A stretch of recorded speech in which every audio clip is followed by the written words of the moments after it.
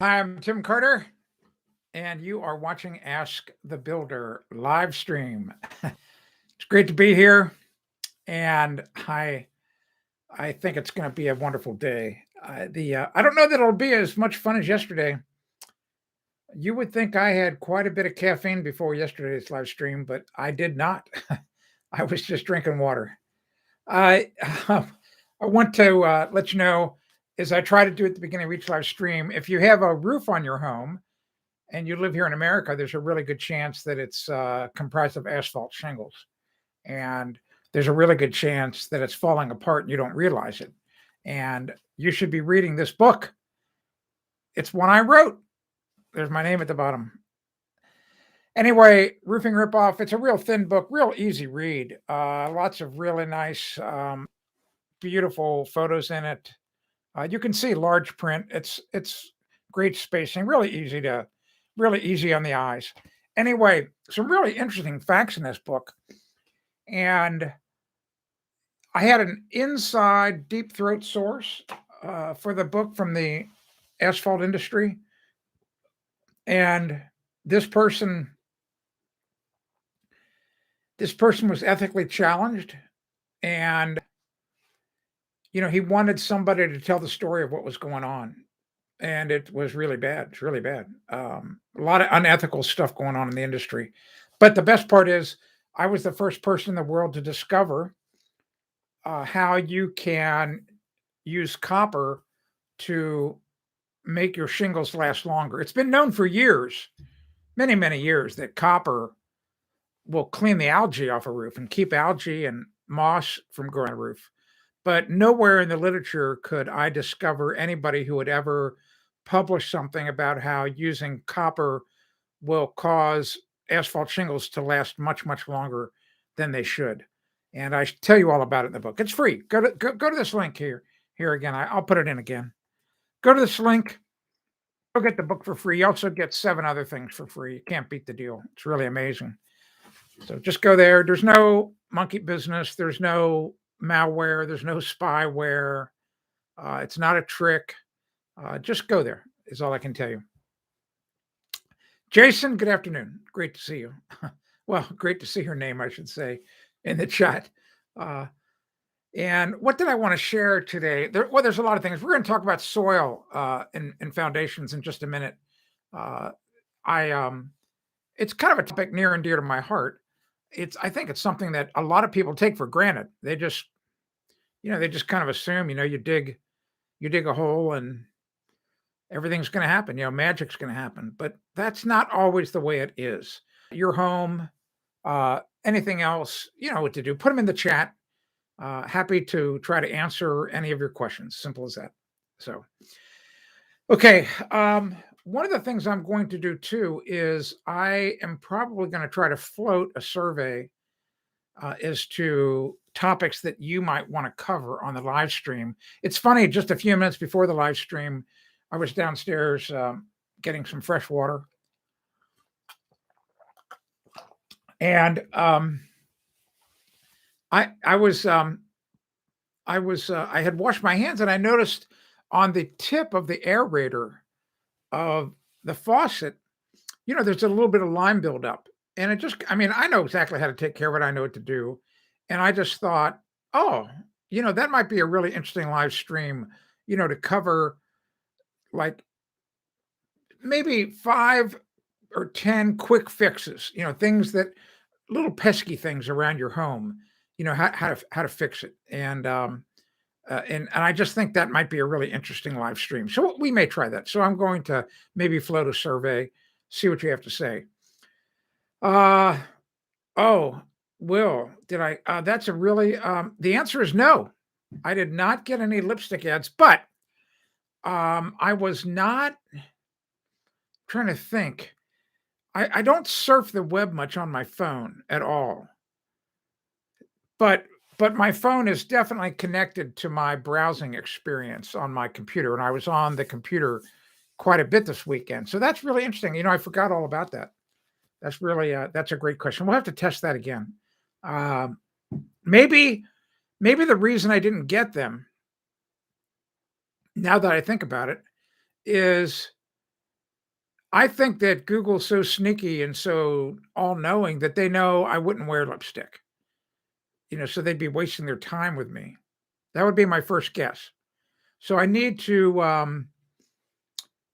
say things into the phone. I don't know. Let's see, like, I don't know, hunting or something I've never talked about before, some manly thing.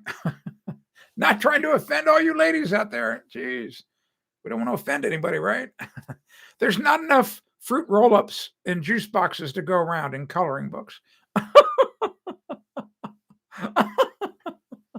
That is from yesterday. I shared that you suck at Photoshop number 5. If you've not watched that video, you have got to go watch that video. It is so funny. Oh my gosh. I think I still have it up on my browser here. Let's see. Hi guys. No. I got this girlfriend of Steve up on the screen. Some woman from England talking about closed captioning on videos. Anyway, so I'll get that another day. So anyway, let's talk about soils and foundations. Just very briefly, remember, if you have a question about anything about your home, it doesn't have to be about soil, it doesn't have to be about foundations, it could be anything. Just put it in the chat. I'm happy to answer it for you. That's why I do the live streams. Simple as that. Okay, here we go. A little bit of background so you have some context. My college degree is in geology, and it's a fascinating science. It's just, well, to me it is. It's so fascinating, and most people, they don't really consider it. They don't think about how geology is part of their life every day, because you're walking on the surface of the rock of the planet. All right, so you're interacting with the planet, with the geology. The thing about building is that most houses, most structures are built on soil, or they're built on sand. There's not many that are built directly on bedrock. And the reason for that is pretty simple. It is so hard to build on bedrock. I mean, it's who wants to live on bedrock? I mean, it's just so hard to do that. And I mean, the problem, we talked about that a week or so ago. It's just endless problems, very expensive. It's just crazy. Okay, so there's the crutch word. When you build on soil, the issue is that the soil, when you think about it, it's kind of interesting. Mother Nature is really pretty smart, and she works all the time. She's never tires, and she's smart, and she compacts the soil over time. And if you're an excavator, for example, a friend of mine, my excavator back when I was building, he was a young guy. He was about my age, and we would talk about, and he would give me problems to solve. And you wouldn't think about this. You wouldn't think about how, if you were doing, let's say that here, I'll give you one of the problems. This is a really simple one. Let's say you're bidding a job, and the job requires you, the bid package, it's been verified, it's accurate. You have to dig out 1,000 cubic yards of this dense clay soil, and you have to move it from this one site and truck it to another site. And you're going to be using dump trucks. You're going to be using a dump truck with a tandem axle, and the capacity of the dump truck is 10 cubic yards. All right. So the question is, if you're the excavator, how many truckloads are you going to be taking away and have to dump at this other site? Do you know what the answer is? Put the answer in the chat if you're bold enough. Go ahead. So it's 1,000 cubic yards that have to be moved, and it's compacted soil. You have to dig it out with either an excavator like this, or you might have an excavator similar to this one, that you dig it out with. Okay. So how many, and like I said, you're going to be using dump trucks that have 10 cubic yard capacity, how many dump truck loads? Do you know? Are you willing to take a guess? Most people aren't, because you know what? They'll be embarrassed if they get it wrong. See, and that just, I'll get on a side tangent. You know, the older you get, the more fragile your ego is, generally speaking. Generally, not always, but you know, because you're as you get older, you tend to be weaker and you're not able to defend yourself as well as you did when you were 18. I'll answer that question for you. It's 110 truckloads. Yeah, 110 truckloads. When you dig up a dense clay soil, you fluff it up by about 10%. Simple as that. So it's not 100 truckloads. You know, it's going to be more than that. It's going to be actually, yeah, it would be. You'd have to do the math. So you have to divide. Basically, what it comes down to is you divide 1,000 by 9 cubic yards, because that's all they hold. Hey, Lorraine, welcome. Good afternoon. Here's what happens.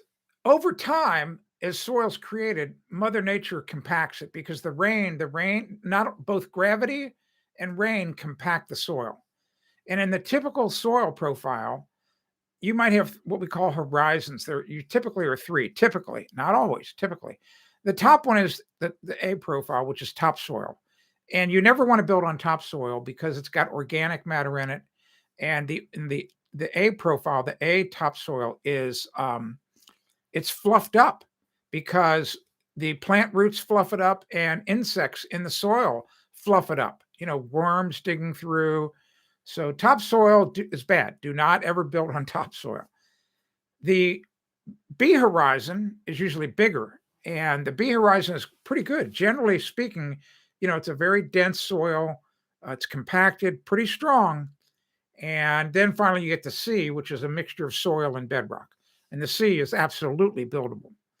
What you want to avoid, there are soils that you can generally tell, once again, not always, if you're digging a hole and you get a really strong organic smell, like it just stinks bad.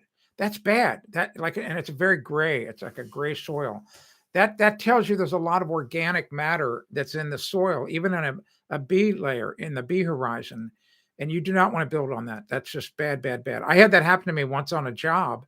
I had to put in a room addition. I told this story actually maybe 2 weeks ago. It was the story about the glass block window. If you remember that woman, I told her that the glass block she was using in her shower window, it's a full length glass block window in the shower. I mean, you could see her feet all the way up to her head, you know.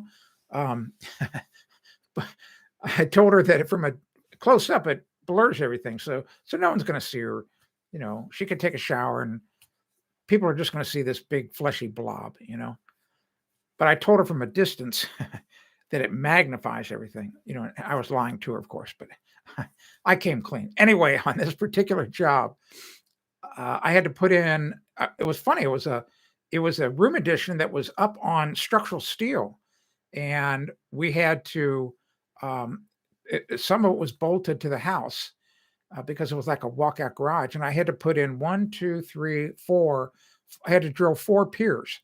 So 3 of the 4 piers we drilled went in perfect. It was amazing. I mean, we just went down 3 feet, 4 feet, hit this beautiful medium brown soil that is exactly what I expected to hit. On this second one over, I started drilling and we hit this gray stuff. It's like, what? And this little drill, a 2-foot drill on a Bobcat, could only go down 10 feet. Even at 10 feet, we're still hitting this horrible stuff. I'm like, you got to be kidding me. So the excavator, the foundation company, they've got a big drilling rig. And so we ended up having to go down like 25 feet. But here's what's really critical is that once we knew what was happening, we had to call the concrete company right away. And we had to have a concrete truck there pulled right next to the drilling rig because the soil was so unstable and so bad that once we knew that we were down into the good stuff, in other words, the chute was already on, the truck was ready to go. As soon as we hit the good stuff, the driller, he pulled the thing up out of the ground, immediately drove and swung it out of the way. He could swing it left to right.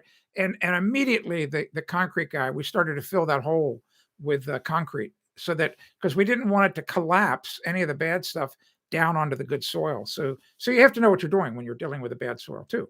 Anyway, crutch word. You have to make sure that the soil that you're building on is strong. It's really that simple. And I don't want to say you can't trust your builder. If you know the builder's a really good guy, then you can trust him. But if you don't know, then you absolutely have to make sure that you get it inspected. Now, you can count on, if you want, you can trust, and I'm just saying this like this, the building inspector. And once again, it depends on the building inspector. For example, if I was building up in Bar Harbor, the actual town of Bar Harbor, Maine, I would absolutely trust Angie. Angie's the building inspector. I wouldn't have to be out there. If Angie said the soil's good, the soil's good. If you don't trust the building inspector, if you don't know anything about the building inspector, you can always hire a geotechnical engineer. So there are engineers who are just specialists in soils. They're happy to go out and check it for you. I don't know what it would cost today. They could just do a visual inspection and they would say, this soil's great. And that's all the building inspector does. And maybe it's $400 or $500 now. I don't know. It's the best $400 or $500 you'll spend on the job. It's simple as that. If you, that's all I really want to say about soils. If you have any questions, just ask me. One of the things that you should get, they used to be in booklet form, like a 8.5 by 11 book. I wish I had, I have something around here that size. Anyway, it doesn't matter. Anyway, just like a big paperback book. And soil maps. The U.S. Geological Survey has compiled these soil maps of all of the different counties in the United States. I don't know how many years it took them to do it. And they used to be, you could go to your county soil agent, county agent, and get one for free. They would just give it to you. Now they're all online. So you can actually have some fun with it. And there's all kinds of really great information in these soil maps. I mean, it tells you, it describes the soils. You'll actually see the soil type at your home. It's mapped on a map of the county. Some of these maps talk about what type of plants do really well in a given soil and what type of plants do really bad. So in other words, if you were getting ready to spend $10,000 or $15,000 on landscaping, you would want to consult the soil map to make sure that that $1,000 tree that you're going to put in is going to survive and really thrive. It might not. It might just do really poorly. It won't necessarily die, but it won't thrive. So this is the kind of information that's in these soil maps. So go ahead and look it up. Go online, type in your county and your state and soil map and see what you come up with. Let's get to some of the comments. There's not many, but go ahead, and if you've got a comment or question about anything, just put it in the chat. Okay, Vanessa, hi. Good afternoon. Thanks for being here. Lorraine says, we have a glass block window in our shower that came with the house. Hubby went out to make sure it wasn't the see-through. That's hilarious. Oh my gosh. Oh, this when that happened to me, that story, that it was way before the video cameras we all have in our pocket, these wonderful smartphones. I wish I would have had a video of Carol's face. Because you got to understand the glass block window was already in. It was just, and I'm telling you what, I had her like this. She trusted me, that was I don't know how much trust she has in me now, but we laughed about it afterwards. I mean, she just, because I just was yanking her chain, and that's okay. We were friends. We're neighbors, she only lived 2 houses away from me, and her husband's a great guy. Oh my gosh. Her husband, Al. Oh, what a guy. Okay. Will's got a question here. Here's another one from Lorraine. The fact that they scrape off the topsoil for new homes explain why my bed. Yes, that's exactly right. That's exactly right. Yeah, you have to you generally have to amend the soil and put a lot of organics in, put some sand in, get good drainage. I mean, there's I'm not Ask the Garden guy, but I know my wife is. She's really into it, and she's taught me a lot about it. But you have to have, you can't be expecting great things out of these dense clay soils for gardens. Will says, for what it's worth, I put those hard foam covers over my outside hose in the winter. -4 last night. It was -2 here. Not sure but it's cheap insurance. Okay. I can tell you that it's if it's a standard old-fashioned hose bib where the water is just like where the valve seat is just, I don't know, a half inch behind the fascia board of the house, it's a waste. They're not doing anything. It's going to freeze and cold like that, because understand that all insulation does is slow the transfer of heat. All right, think about that. It doesn't stop it. It slows the transfer.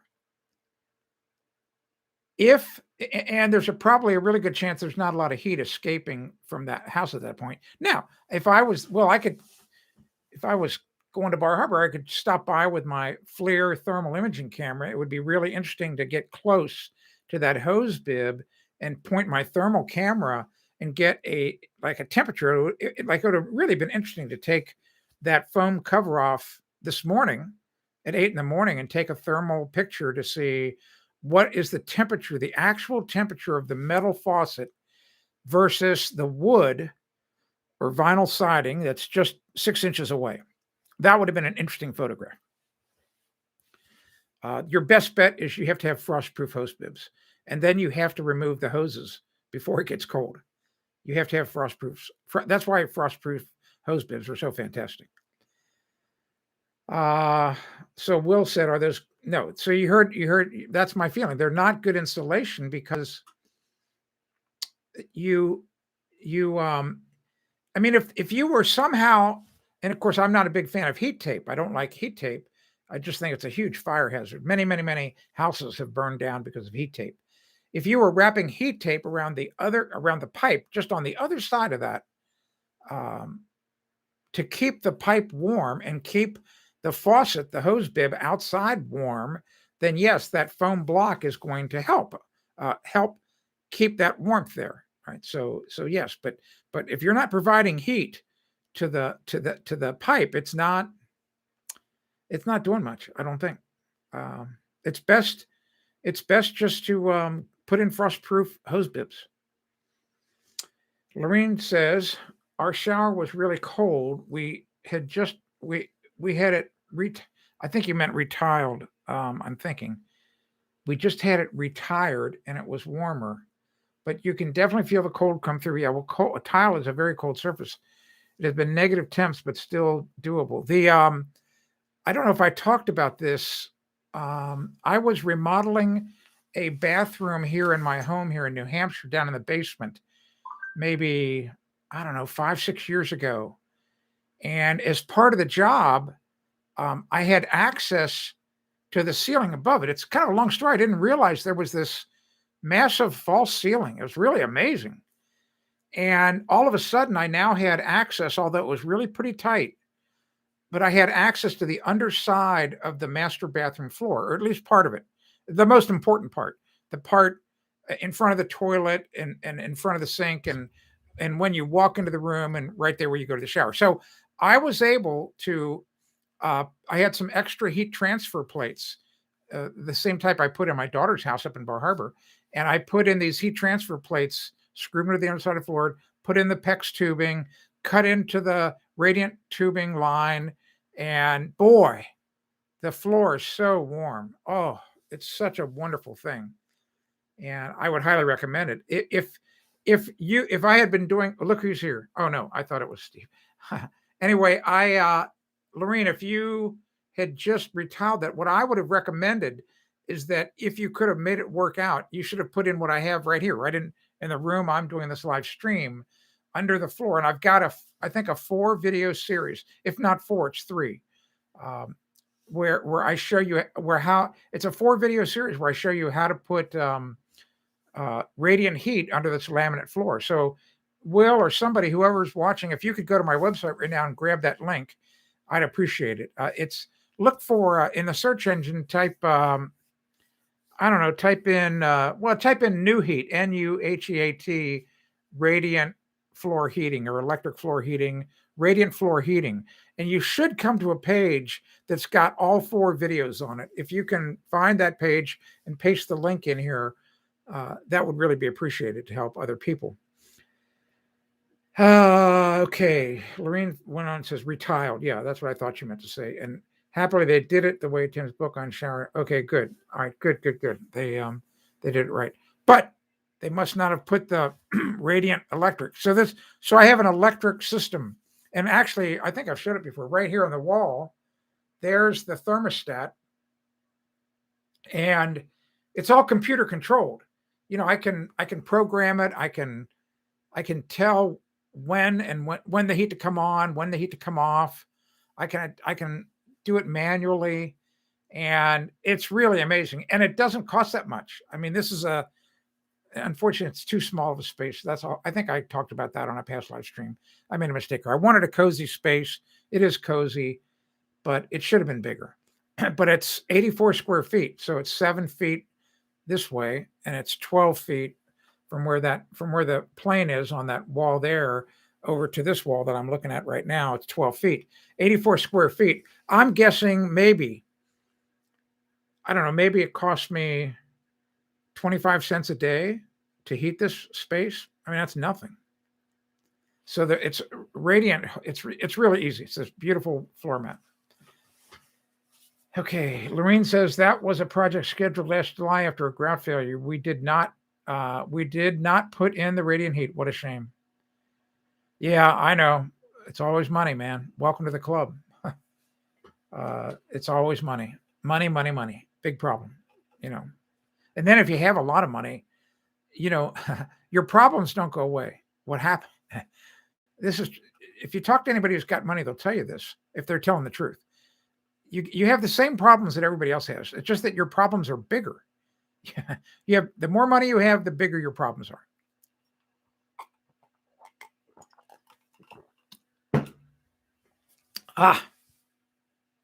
Electric heat, not bad. And then you can I had a really interesting email from a woman. I don't know where she lived. I think it was in Illinois. Doesn't matter. And she was asking me about portable radiant heaters. And I told her that my son-in-law and I had him buy, he had to buy, I'm thinking, when would this have been? It would have been 2 years ago, because it was just after January of 2020 when I was connecting up his boiler. We had to keep the house, above 32, but the boiler wasn't in yet. And so he went out. I had him go to Home Depot, and he bought, I think, 6 of these. They were only $79 a piece, and they look like miniature radiators, and they're oil filled, and they work really well. And they were able, these 6 little electric heaters, we spread them out through the house, and they kept the house, I don't know, we could get it up to about 50, which is somewhat comfortable to work in. And, within 2 days, 3 days, we had the boiler going, and then we didn't need them anymore. But I told this woman about these heaters, and I was just stunned how well they worked. And so I decided to do a test. And last year, once he was done with them, he just put them up in the attic of the garage. And I was up there last year, and I said, "Hey, could I buy one of those heaters from you? Because I want to take it home and I want to test it. I'm curious about some things." And he said, "Yes." He said, "You can buy it from me." He said, "The price is 4 cents." He was serious. So I had to give him 4 cents. And I brought home a heater. And I've been testing it. It works really great. Just thing's amazing. And I'm stunned how much heat it puts out. You'd have to look at the box. Just go to Actually, I have it right here. So I'll tell you what, it's a Pelonis, Pelonis. So just go look up Pelonis electric space heaters, and they don't get hot enough that they're going to catch anything on fire. It's not glowing elements. The element is inside the radiator, and it just gets the oil hot, and then the fins of the radiator get hot. So it's a very, very safe electric heater. Works really well. So I've been testing it, and it does a great job. Is all I can tell you. If you have any other questions, now's the time to put them in the chat window. Happy to help you. Happy to help you with anything around your home. I don't care what it is. And if you have stories to tell, I'd love to hear your story. I mean, the only problem that you have is that YouTube only lets you type 200 characters at a time. So if you have a long story, you have to type it and just hit return or hit the little arrow, whatever. And tell me your story. So here I can create a poll. I'm going to try something. Oh, I see. No, I don't. I wish that the poll was a different. I wish they'd let me have another option on that poll. I wanted to try to ask something, but it's not going to work. Here we go. I will document the fire. Yeah, that would be great. You're really going to help a lot of people with that, Laureen. Take really good before photos, really good ones, and check the lighting, and always take different angles, because you may think that you're taking the photo from a great angle, but if you just move over 3 feet or move up or down, you'd be stunned how that looks. And especially once they really get to doing the work, you got to get up close. Like if you're trying to show some little aspect of what they're doing, you can't be back 4 or 5 or 6 feet. That's not going to, the detail won't show up. You need to be a foot away from what they're doing. You have to get the permission, ask them if it's okay, but generally they're going to stop for 10 seconds and let you take a photo. But that's going to help a lot. I can't wait to see that. I can't wait to see that rebuild job. It's going to be exciting. It's going to be great. I just know it is. There's something, and I haven't had a wood fire yet this year. What's wrong with me? And the reason why I don't is because here in my home, we have these stupid see-through fireplaces. They are horrible. I would never have one put in again. And in other words, if I get on my hands and knees in the living room, I can look through the fireplace and see into the master bedroom. It's crazy. So on the other side of the master bedroom, well, first of all, what I have now in front of the living room fireplace is I have this beautiful radio, big giant console radio, about 4.5 feet tall, that a friend of mine gave me. Totally restored. Beautiful, beautiful radio.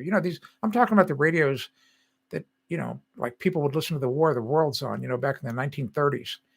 So I'd have to move that out of the way. Then I got to go into the bedroom and move my train table out of the way. I've got a train table that has got 2 model railroads in a coffee table under glass. And, so just to heck with it. That's why I want a wood stove in another room. Will wants to know, do I have insulated shades on my skylights? No. I have 2. How many skylights? I only have 2 skylights in the house. They're both upstairs, no insulated shades. And it's the same thing, and I don't know how you'd ever get the data. So the question is, here's the question. How much heat are you losing through the skylight? And of course, if you close the shade, then you lose all the benefit of the skylight. All right. So the thing is, are you losing it at nighttime? Let's just say it's nighttime. At nighttime on a cold night, would I be losing a nickel's worth of propane? I mean, think of it, just that small area.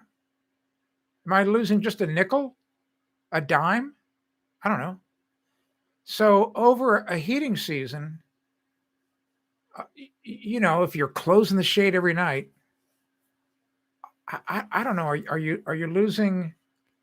I mean, are you saving $10? I mean, it would be really hard to figure out. I mean, really hard. And if the shade costs $100, I mean, it could take you 10 years to break even. It just, I really go off the rails on some of these energy savings. We talked about this yesterday about the solar. I mean, you have to do the math, but sometimes the math's not important to people. In the case of the shade, comfort may be more important than cost, than payback, because I don't know if you're feeling a really cold draft, like if the skylight is right over your bed, and you're feeling a convection draft, which absolutely would happen because the air up against the glass would get cold and it's going to fall right down on top of you on the bed. Then you might go, you know what, this is crazy, and so because you want to stay warm. So I get that. So it's just like paying for food. You need to have food, so you got to pay for it, one way or the other. So if you want comfort, you got to pay for it. Yeah, thank you for getting rid of that. Those losers. I tell you what. Yeah. Thank you for hiding them. Just, I've said it 5 times. Steve warned us this day would come. He warned us that the trolls would come and, just try to stink up the place, try to hurt you, try to take your money. That's obviously what they're doing. You got to drink a lot of water in this cold weather. It's pretty dry. The humidity's low. What other questions do you have? I'll answer them, whatever questions you might have. One thing that I'm really happy about is, even though, let's see, it's January 11th, and we are what? We are 3 weeks past the solstice, and here it is, 4:36. It's dusky outside. I mean, the sun is set here. I'm trying to see when. Let me see when sunset was today. I think sunset was just about 10 minutes ago. Let's see. Come on, sometime today. It's only 3 degrees here in Meredith, New Hampshire right now, just so you know. They lied. They said it was going to get up to 8 today. I knew they were lying. I knew they were liars. The sun set here 7 minutes ago. And it's still it's light enough outside that if I had a newspaper, I could read it. But 3 weeks ago, on the 21st of December, it would have been pitch black by now. I'm telling you, that's why the winter solstice is my favorite day of the year, because we're going to get more daylight every day. It's just awesome after that. And the summer solstice, I hate it. I hate everything about it. So, all right, here we go. Lorene says, so here's a story about buying a new to you house. Okay. We never pulled down the blinds. They were all open for showing. Okay. The first night we went to close the blinds, and they only went down 3/4 way down, leaving a big gap at the bottom of the window. And it is east, and it is east facing windows. Plus, it was winter and the cold was really coming through. Wow, that's a great, that is a great story. You need to test everything. You need to test and see if everything works. That's a great story, Lorene. That's a great story. What other, we don't have a lot of people on the stream right now. That's okay. That happens. Anyway,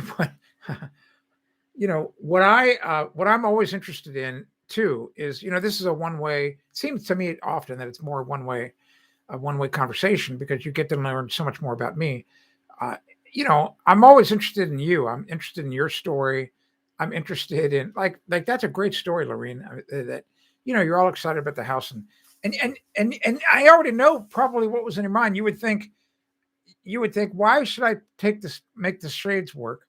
What idiot would buy shades that only went down 3/4 of the way?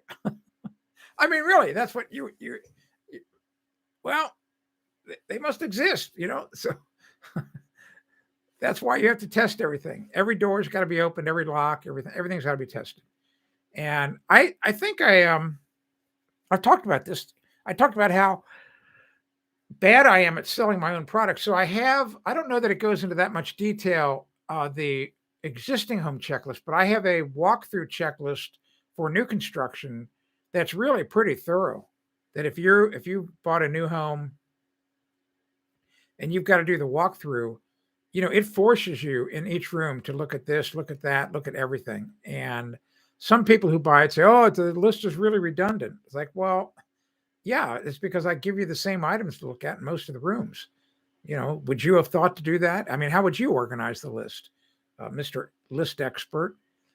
And I also have a checklist to use to when you're looking at before you put an offer in. That's what it's for. Before you put an offer on an existing home, you can use this checklist I developed. And what it does is it at this point it would save you maybe $600-700, because let's say you go to the last thing you want to do is put an offer in on a home and then hire an inspector who then comes and tells you you do not want this house. I mean, it's got all these problems. So my checklist, basically helps point out all the big major things. And, I do a really bad job of marketing it. People don't even know about it, don't even know it exists. It's right there in my shopping cart.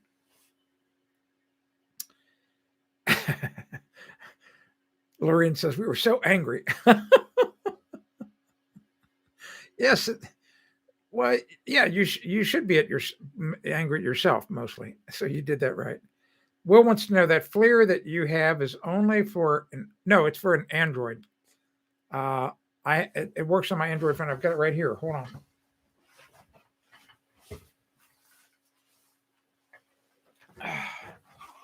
Look how small it is. The case, very small.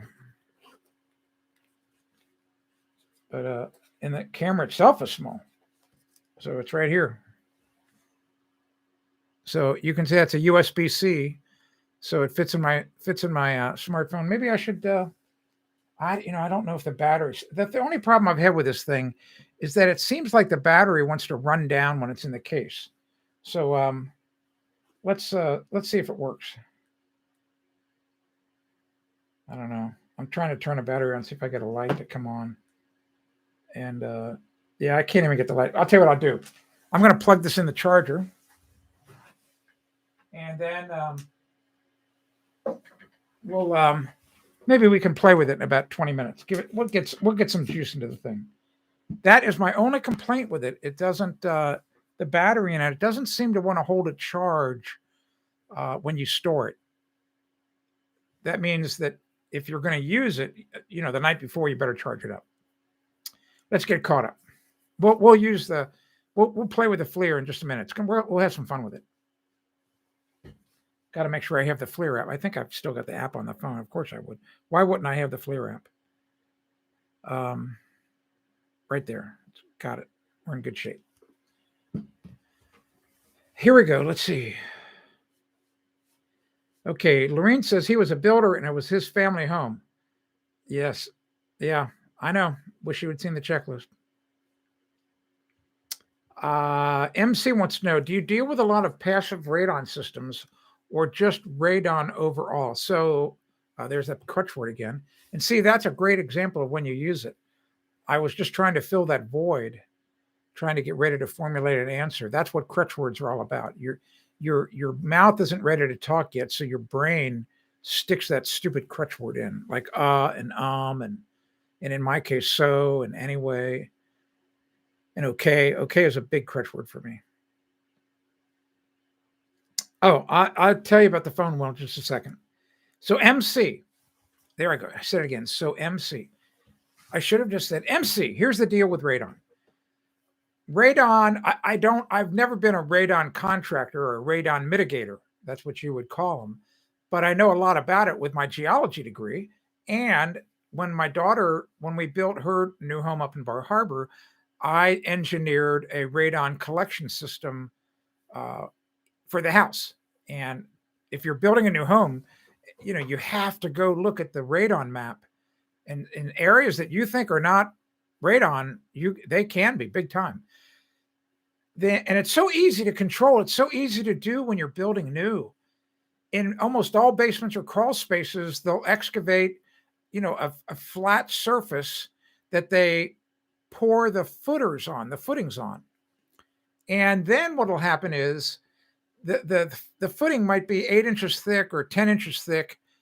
That means that they bring in this gravel, clean washed gravel. You don't want any sand in it. Never, ever put sand in it.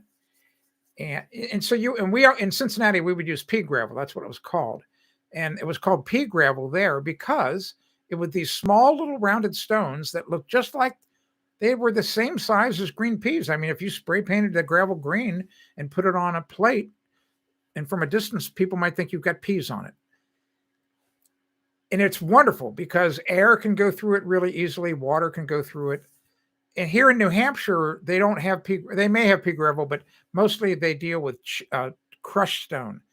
And what most of the builders up here put in is crushed gravel that's about the size of, well, I don't know. Think of the size of, I don't know, like a quarter. I'm trying to look around for something here. I wish I had a piece, something, I don't know, like a grape, like a large grape, a small walnut. That's the size, and it's all angular. And it's the same thing. It's lots of space for water and air to go through.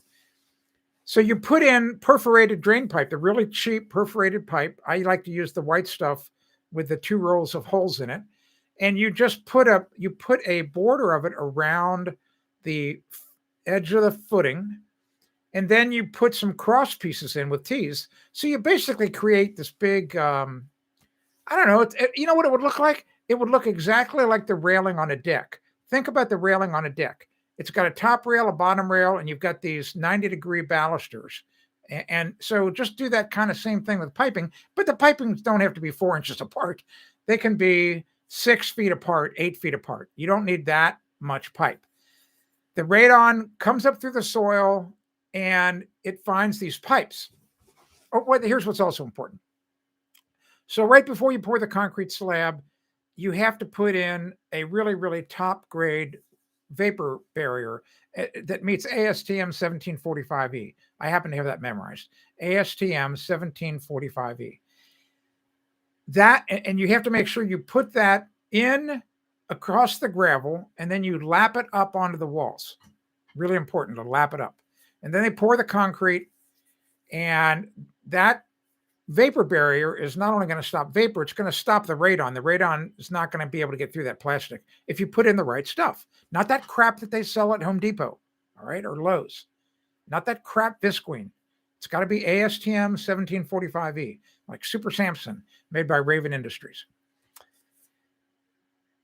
You then, at one point or at 2 points in this system of piping, you put a T-fitting in, and you bring a stub of that 4-inch pipe up through the concrete floor.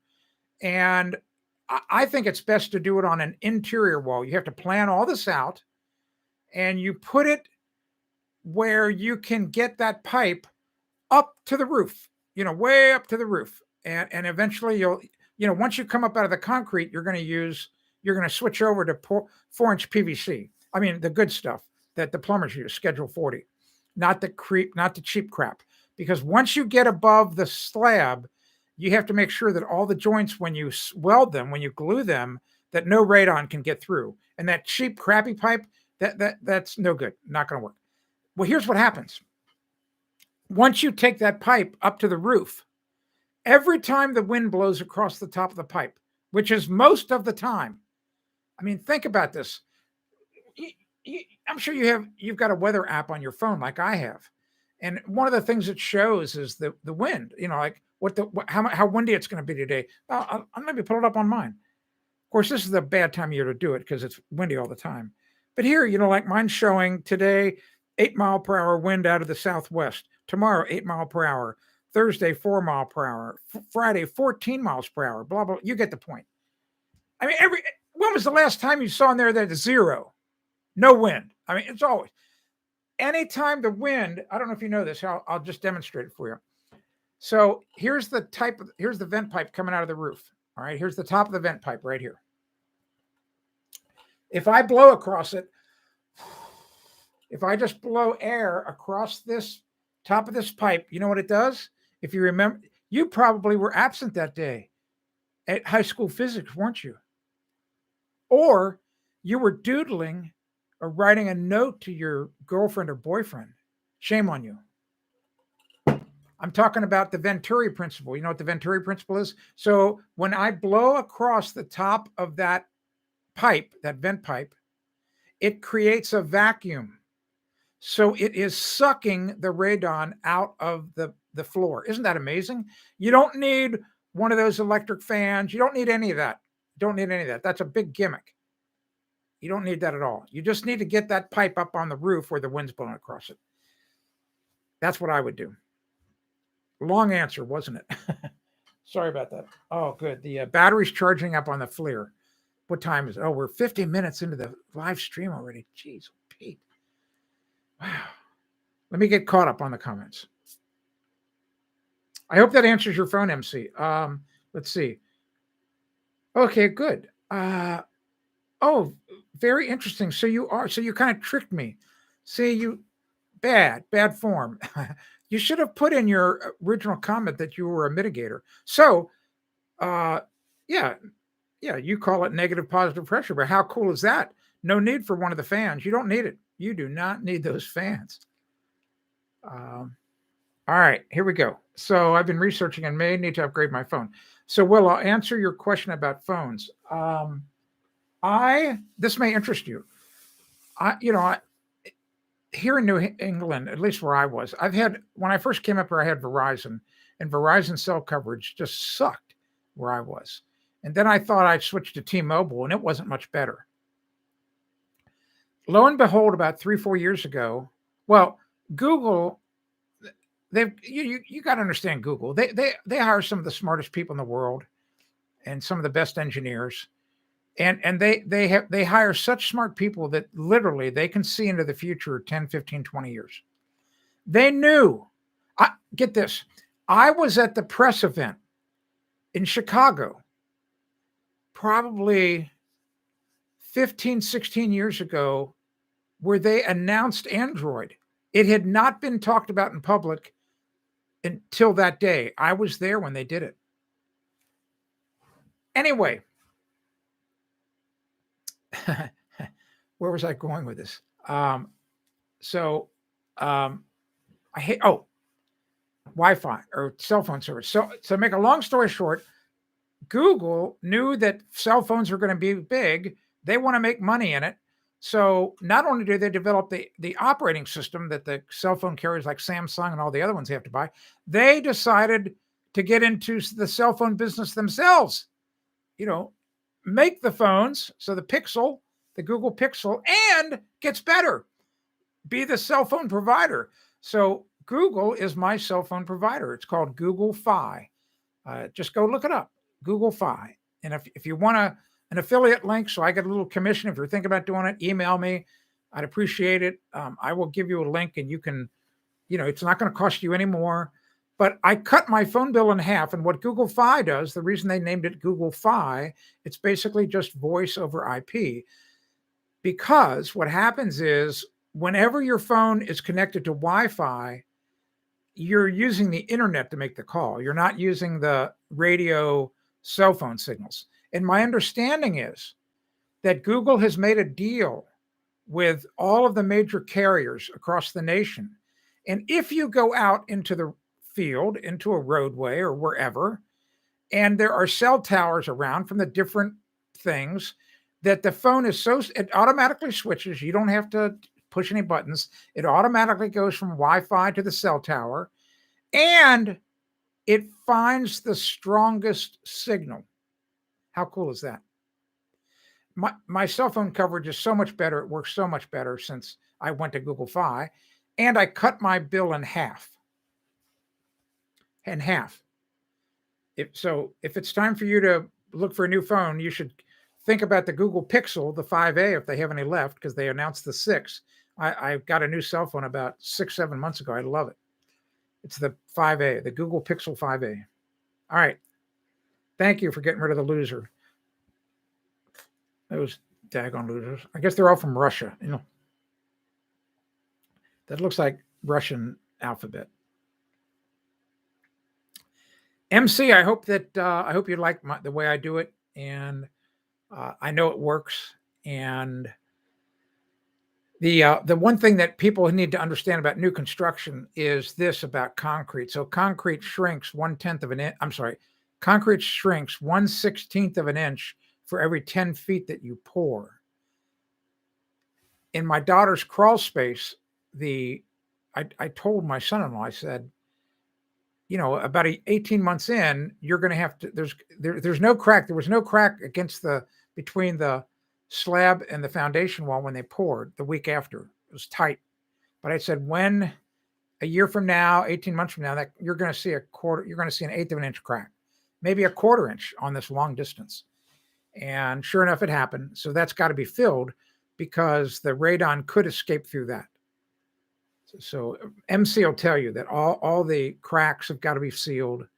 Radon has a really hard time trying to get through the concrete, but it'll have no trouble going through cracks or gaps around pipes, whatever. And if you get enough radon, it can cause long-term problems. It's not you don't want to be breathing a lot of radon. That's for sure. Any other questions? I am more than happy to answer them. Otherwise, I'm going to try here in just a moment or so to see if we can power up that FLIR camera. If you've never seen a demonstration, that's pretty cool. Let me get the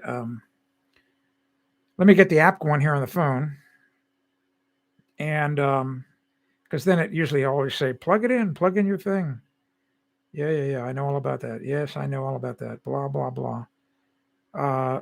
Yes, I understand. I'm going to connect it. Let's get started. Make sure you're charged. Plug it into your phone and press the power button on the FLIR 1. Okay, here we go. We'll see if we can get it to work. All right. So it says right here, plug it into your phone and press the power button on the FLIR 1.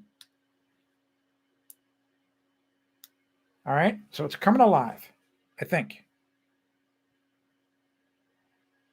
Okay, skip that. We're not letting you see anything. Okay, yeah. Blah, blah, blah. Accept that. Next. Yes, I understand all that. Yes. Just give me the daggone image, okay? Come on. Yes, I just want the thing to work. Come on. It's acting like I've never opened up the app before. Isn't that stupid? Here we go. It's working. So there's my face.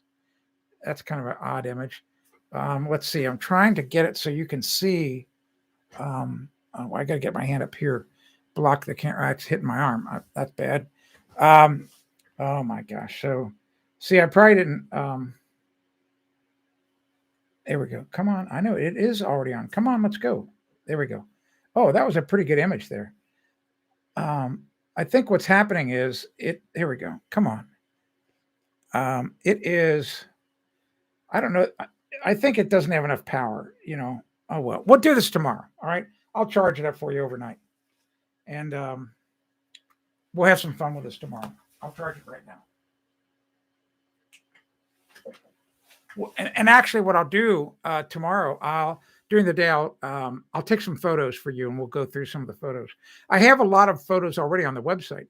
If you go to askthebuilder.com, and just type in infrared photos in the search engine, you could see a bunch of photos I've taken. They're really fascinating, really fascinating. It's a really, really great tool. And I love the FLIR. The FLIR 1 is really a great tool. Really, really great camera. That might be the link. Well, I don't know. Unintentionally trick you. See, yes. No worries, MC. I'm not worried. I'm not worried. It's just that you do everybody a favor if you identify your level of qualification up front, because you don't want to be setting a trap for anybody. Because just rotate the tables 180 degrees. You wouldn't want to be trapped in a situation like that. You would want to know who you're talking to.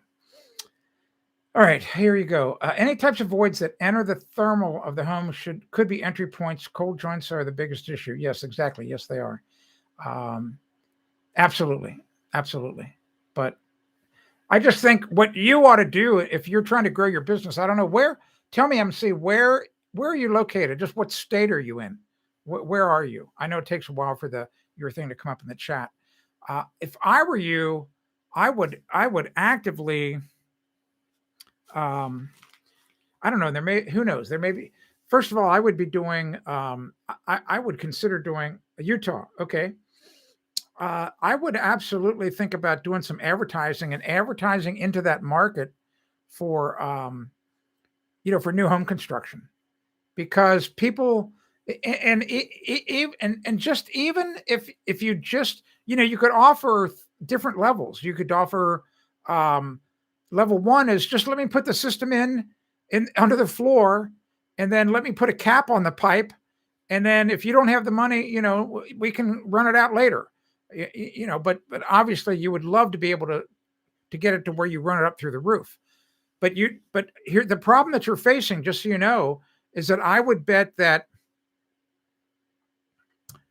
999 people out of 1,000 have no idea that they should be putting this piping system in the crawl space floor or the basement floor. They have no idea.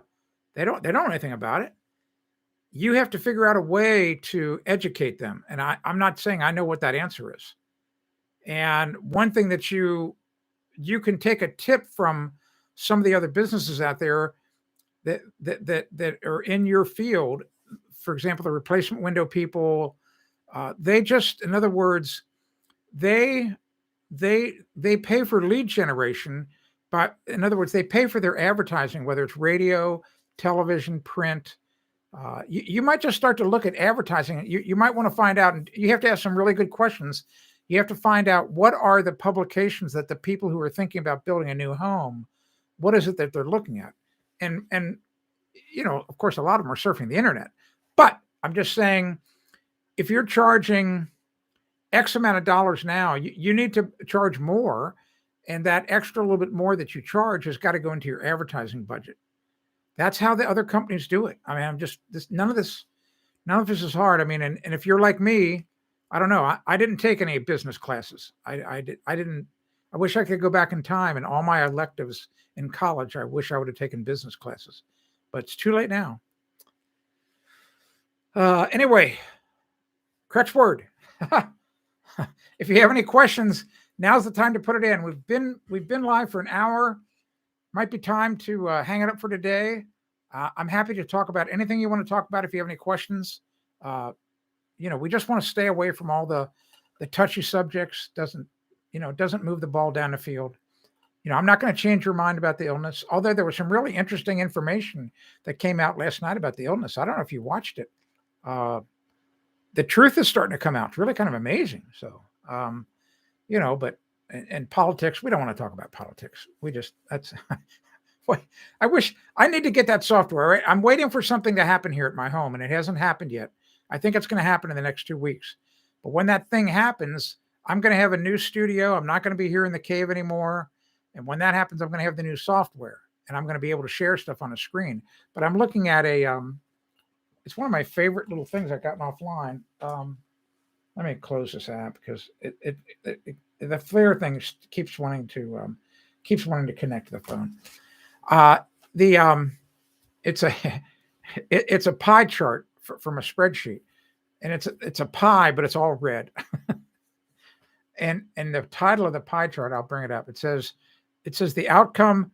It says outcome of political arguments on Facebook.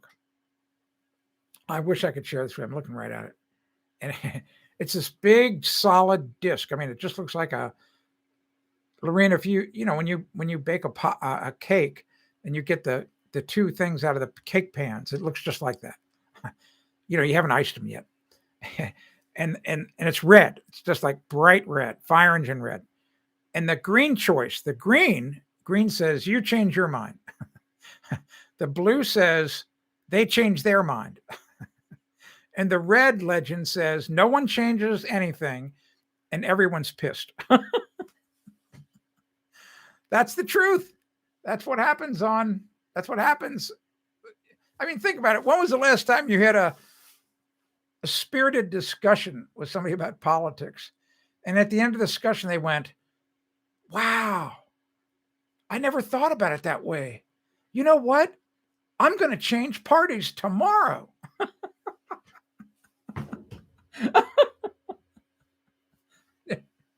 You've never heard that, and you're never going to hear it. MC, thanks for stopping by. Spread the word about the live stream. I would love for you to come back and tell us a little bit more about your experiences with radon. I am not, by any means, I am not an expert like you. I just know what's worked for me, and I know a little bit about it with my geology degree. But I would love for you to stop back and tell us a little bit more. And And feel free, if you have a website about your company, feel free to paste it in. I don't mind that at all. I don't mind, I don't want people spamming us, but I would not consider you a spammer. If you're still here and you have a website, type it into the live stream, because here's what you need to understand. This live stream is going to be curated by YouTube within a half an hour. It's going to be on my channel forever. And I don't know if you understand. You probably don't know this. So I shared this about 3 or 4 weeks ago. I found this out quite by accident. Google has got artificial intelligence. They are translating my speech, what I say, into closed captioning.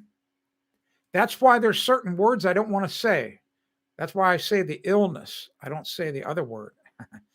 And they then, if someone types, for example, so here I'm going to help you out. So MC, if you're here still, I hope you haven't gone. I have a feeling he's gone. What a shame if he's not here. MC, if you're still here, you run a radon business in Utah. I don't know what city you're in. You could be in Provo, you could be in Salt Lake City, you could be in Moab. I don't know, but you could be in Moab, Utah, Provo. You could be doing radon mitigation in Salt Lake City, Provo, Utah, Moab, Utah. Those are the only big towns that come to the top of my head. And if you put your website in the chat, if you have one, then people are going to find you. It's free advertising. Isn't that amazing? I'm telling you right now, this would be a fun game for Lorene, for Will. If you want to do something really interesting, let's see. What's today? Today's Tuesday, right? Yeah, Tuesday the 11th. So I would say by Friday, it would really be interesting to type in Salt Lake City radon mitigation and into Google and see if this live stream doesn't come up. Even though the title of the live stream is Soil and Foundations. Pretty sure it's going to come up. Pretty sure. You need to understand this. Why? Here's why. Have you not noticed this in the search? And when you do Google searches, that Google, they'd be stupid not to do this. They love to put in the search results videos videos from YouTube that match the search term. You do notice they're not putting any other videos up. They're not putting competing videos up. So, oh my gosh. Let me get caught up. Yes, Will, I'll tell you the model. And yes, hold on a second here. I don't know that the model's on it. Let me see. Maybe it's in the book. Maybe it's in here. No, it's not in the case. Hold on.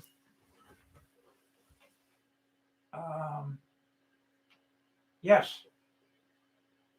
It is the FLIR 1 Pro. FLIR 1 Pro by Android, for Android. So look that up. FLIR 1 seems to be one word. So FLIR 1 Pro. And it's wonderful. I love the thing. Oh my gosh. Here we go. Let me get caught up. Lorene says, I was an elected local school official board in the 90s, and it was nonpartisan, very angry times of nuclear taxes. Interesting. Oh, good. It's not my I'm glad you're still. So you see, I appreciate it, but it's not my company, and we have lots of contracts, but not enough young people willing to stay. Yeah, well, welcome to the club. That's the biggest complaint of everyone. And I'll speak to that for just a minute. This is really important, but unfortunately, I don't think there's any young people who are listening. I actually think it is a conscious effort by our overlords. They have created this culture. They're changing the culture. If you want to destroy a civilization, you change the culture. All right? Because the culture is the glue that holds it together. And if you do not believe that, you should go to a Sunday afternoon dinner at I'm sure there are thousands of them that are held every Sunday afternoon in New York City, in the boroughs or the suburbs or the parts of New York where there are still strong Italian families and other, and German and other nationalities. I'm just saying that there are still some people that really celebrate their culture, and it is the glue that holds the family together. First of all, that's the first building block.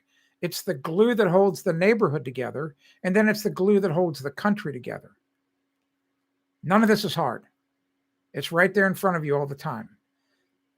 Thus, if you want to destroy the country, then ruin the culture and get everybody fighting against one another. Do you see that going on in the United States right now? Do you think that's by accident?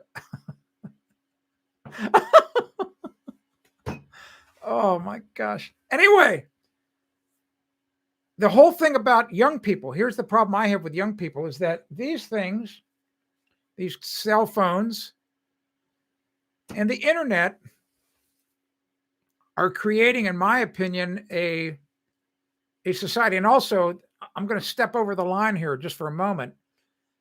One of the big problems that the overlords did, starting, I don't know, Lorraine, you might know this, back in the 90s, 80s, they started on purpose to take God out of schools.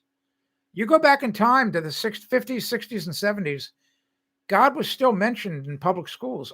If you go to the U.S. Capitol, above the joint chamber, in giant letters 30 feet in the air, it's carved into the stone in huge letters. It says, "In God we trust." And so, I mean, our United States was founded on that principle, Judeo-Christian, Christian Judeo principles. All right. Anyway, if you're taught about God, you're taught about the golden rule, and you're taught all these other good things, and you're taught to be selfless. So selfless. And you're taught to put others in front of you. But now we have a culture and a society that is me, selfish. All right. So selfish is a different word than selfless. And that is directly connected to your comment, MC, but not enough young people willing to stay and work hard. It's because they're being taught about, it's just about them. It's not about the customer. It's just about money. They're not thinking about a vocation. They don't consider their job a vocation. There's a difference between the two. I could talk about this for hours. It's horrible. It's absolutely horrible. It's horrible.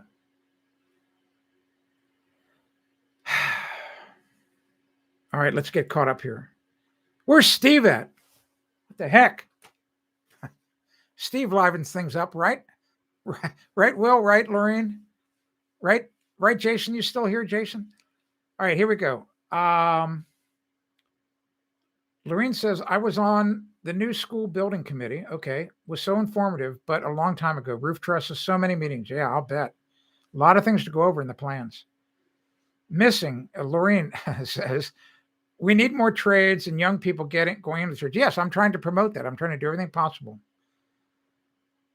You're welcome, Will. It's a great camera. It's such a great, you can have so much fun with it. And remember, you not only can you use it in the wintertime, you use it in the summertime. You should see some of the photos of mine that I took a couple of summers ago.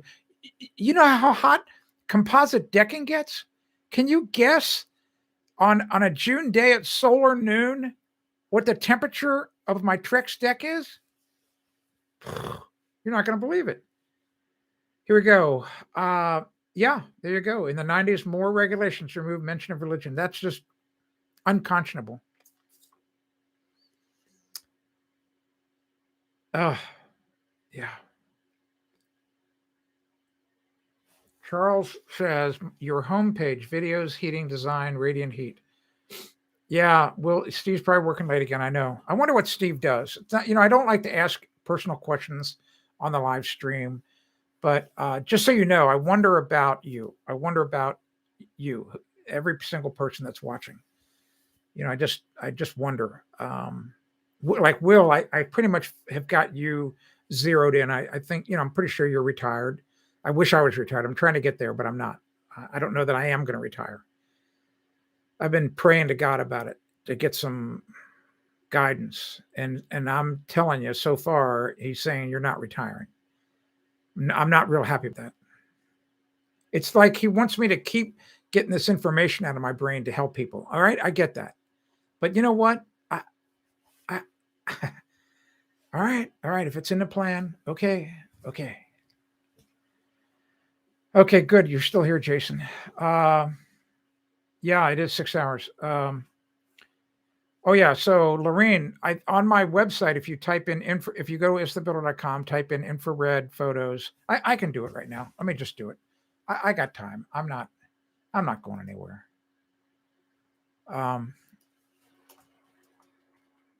I'm not a woman, so I have the hardest time multitasking. God just really, um, he really he made women so great. Like I think of my wife Kathy. You know, it's just women are just awesome. You know. Here we go. Here's a great link for you. Go here and look at these radiant photos. Um, some really amazing photos. And anyway, my Trex deck, you'll see the photos, and it's got I turned on the crosshairs with the temperature. I think you'll see it in there. It's 140 degrees, maybe even 150. It's really hot. I mean, it's so hot that what you need to understand if you have grandkids, and here's the other thing. I've got a photo there on that page where I took a photograph of both a piece of Trex, the composite decking, and then I had a treated lumber 2x4 that I had both of them sit in the sun all morning long, same exact orientation. And I show the temperature of both, and the wood is just a degree or two cooler than the Trex. In other words, it's 140 degrees, the wood. What this means is that if you have a grandchild, and kids like to take their shoes off. I get it. No, think how tender the bottom of a child's foot is. You cannot be letting a kid walk barefoot across these decks on a hot summer day. They're going to burn their feet. Okay. Well, yeah, military and then other things. Good for you. Oh, military. Thanks for your service, Will. I was never in the military. My draft number back when I was 18 was 127 in the Vietnam War. They drafted to 125, so I got pretty close. And I was a sole surviving son. And what that means, that's what the movie Saving Private Ryan was all about.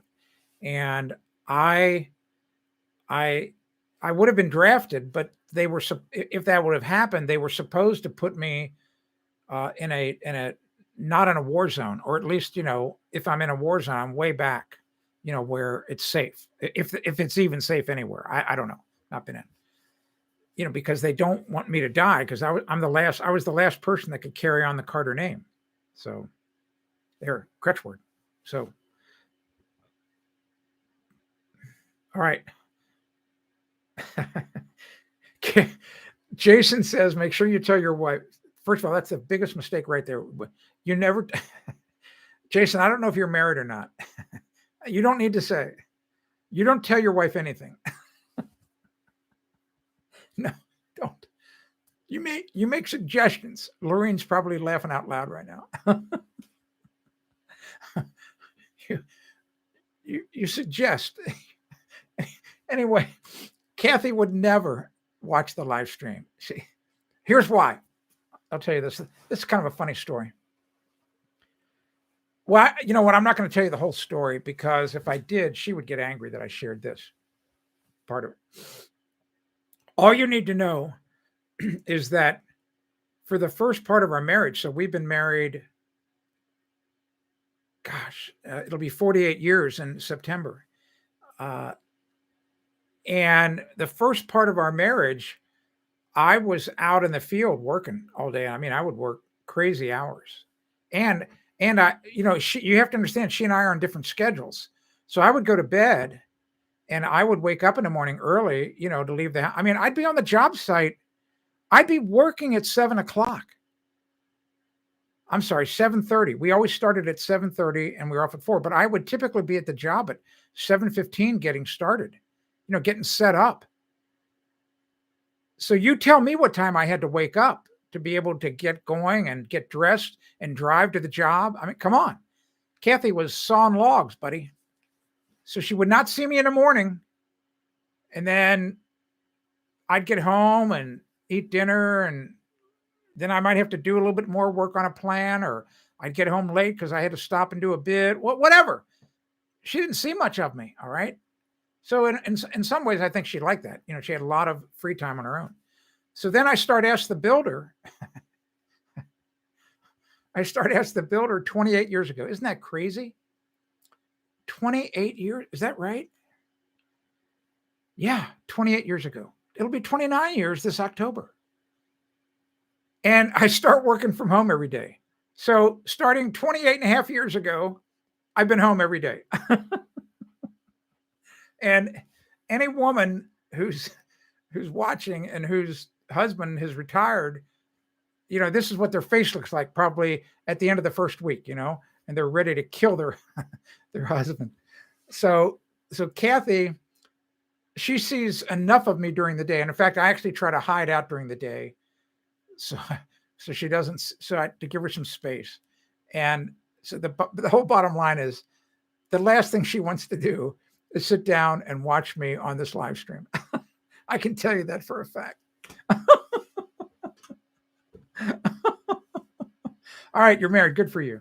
All right. And just don't, you got to pick your battles. I mean, got to pick your battles. All right. Yeah, she's not going to watch the live stream. I like what you're saying, but she's not going to watch. Josh, yes, you can, dude. Here we go. Look at those bad people. That's Steve. These bad people. You know what to do, Will, if you're still here.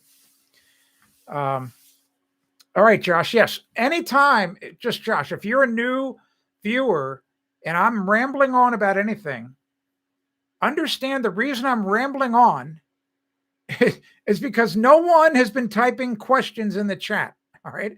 So I have to fill the time. Otherwise, I could just do this. I could do this.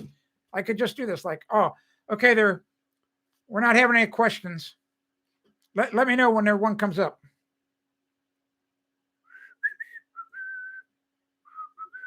I could just look through a book. I could put on some headphones, whatever. That's not going to make a really good live stream, right? You need to type questions in the chat. Let's answer your question. How to fix a leak in my roof? Well, let's go. Tell me about it. So is it metal roofing? I need to know where you think the leak is. Generally, not over 90% of all roof leaks have to do with a flashing. Was it a plumbing vent pipe? It could be any chimney flashing, valley flashing, could be anything. So give me some more information, Josh, and I'll try to do my best to help you. I know there's a delay in you typing stuff out. I got that. So, okay, here we go. Oh, it's my tin roof. Okay, good. At least I know it's tin. So keep going. I need to know more. You need to tell me as much as you can. And the answer is I'll do my best to help you, but I need to know more. While you're typing, I'll get a drink.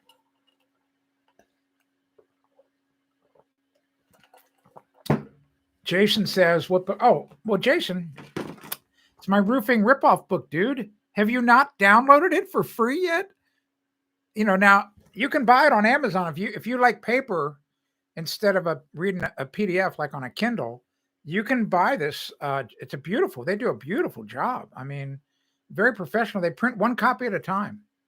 So if you want a paperback, and then maybe one day we meet, I'll autograph it if you want. You can go to Amazon and buy it right now.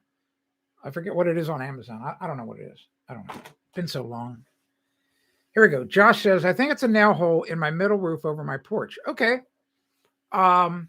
Jason, Josh, one quick question. Can you tell me about how old you think it is? I mean, if it's a tin roof, I would expect it to be on a house about 100 years old.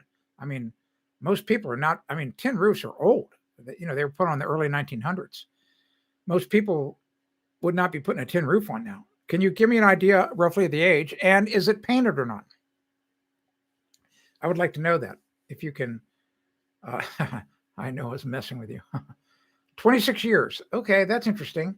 Is it painted? Not painted. Very interesting. And it's tin. That's very interesting because typically you would paint tin roof. Well, the way that I would fix it is if it is truly a tin roof, and if it's not been painted, the good news is you probably won't have the tools to do it, but you can solder a patch on it, or if the hole's not too big, if the hole, like let's say the hole is as big as a pencil, or like a 9mm round. I don't have I thought I had one around here somewhere. Maybe you're not into guns. I am. Anyway, you can easily fill the hole with solder. I mean, really pretty easily. And I've got one downstairs. I don't have it up here.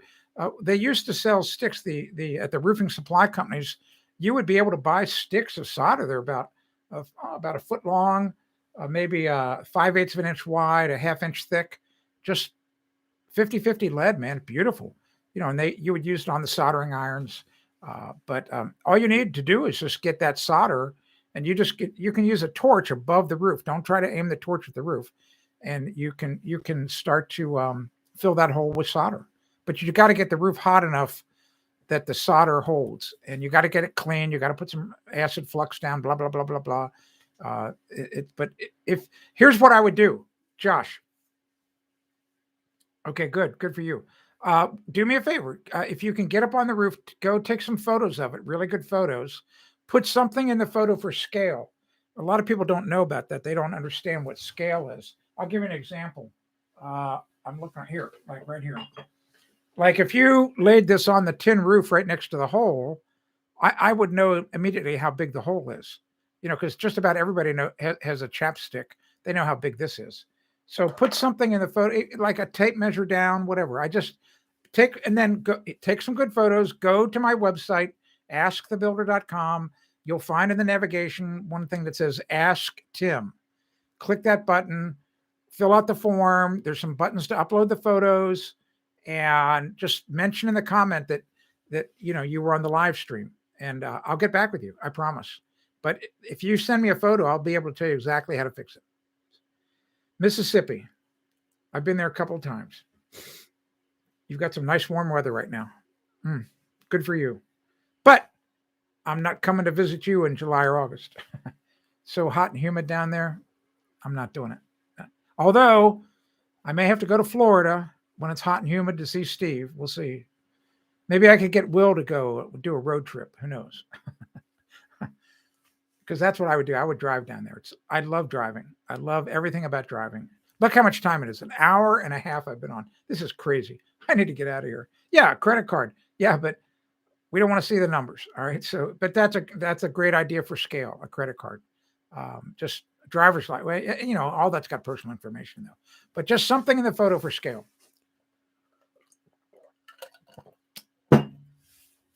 Yeah, please send me the photos. I'll be happy to help you. And give me a wide shot too of the house, so I just have some context, as best you can. I'm going to get out of here. Crutch word. See, I had a great time today. I didn't have as much energy as I did yesterday. I was pretty wound up yesterday. That was a fun time. I had a really good time. I have a fun time on all the live streams. I'm having more fun, and I hope I seem more relaxed to you. I'm trying to be more relaxed and just let things happen the way they happen. Here's one thing I'll leave you with. If you've ever gone to a party, like maybe when you were younger, and as we get older, we don't seem to go out as much. But if you went to a party, often, especially if you got there, I don't want to say late, but there's already people there. You'll notice that there is typically a group of people and they're surrounding a person and that person's talking. All right. What is that person doing? In 99 cases out of 100, he is not selling insurance and he's not lecturing about physics. He's just telling a story. People love stories. People love stories. I love stories. You're attracted to people that tell stories. No one likes to be lectured to. No one.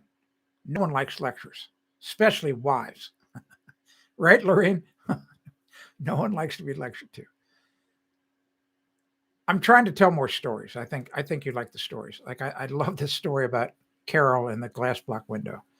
What a hilarious day that was. Oh, I think I'm going to call her up and tell the story again. I've got her phone number. She was a neighbor. She was a great woman. I told you her husband was awesome. Al was his name. Great guy. Great guy. Oh my gosh. I'm out of here. I had a great time. Yeah. My and what's this piece of fluff up here? What's that all about? Yeah, it's I don't know what's the brand of this one. I don't know what this is. Oh yeah, it's LL Bean too. What do you know? It's an LL Bean like a chamois vest, red, like a maroon, I guess. I love the vest. I wear vests frequently. I love vests. I'm out of here. Thanks for being here. Thanks so much. Will, thanks for moderating. Thanks for taking care of all those bad people. Stick around if you would just for another minute or so. Remember, every now and then, one of these bad people, they're lurking right around the corner, and they wait for me to go off, and they sneak in one of those links right at the end. Lorraine, you have a great night too. You have a wonderful night, and how wonderful would it be? Just get ready. The stage 1 is the Zoom call we're going to do. Stage 1's the Zoom call. We're going to have when we set that up and when we do that Zoom call. I'm telling you right now, it's going to be amazing. We're going to have a blast on that Zoom call. Then the next step would be if we have enough fun on the Zoom call, somehow, some way, try to figure out a way to do a live meetup. I know it's hard with everybody spread out, but might be a worthy goal to think about how we could pull that off. Jason, thanks for being here, buddy. Will, thanks for being here. Lorraine, thanks for being here. Everybody, Josh. I really, really appreciate your support. You're making all this worthwhile. And let's just do our best to try to spread the word about the live stream, get as many people as we can watching it. I'm out of here. Have a great night. Thanks so much for being here. I'll be here tomorrow. I don't know what we're going to talk about, but we'll talk about something fun. I know that. Thanks a lot. And let's see if we get anybody bad sneaking something in right now. I'm Tim Carter, and I am Ask the Builder. Thanks very much.